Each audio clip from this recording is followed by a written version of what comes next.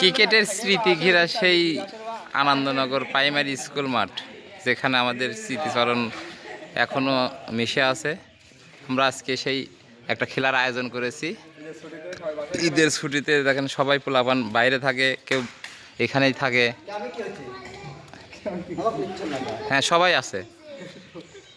আজকের ম্যাচ করবেন তো, দুর্দান্ত ম্যাচ হবে, ঠিক আছে? হ্যাঁ, এই কার কোন দল হচ্ছে খেলা? হ্যাঁ, এটা আমাদের সেই আনন্দনগর হচ্ছে স্কুল মাঠ, আনন্দনগর সরকারি প্রাথমিক বিদ্যালয়।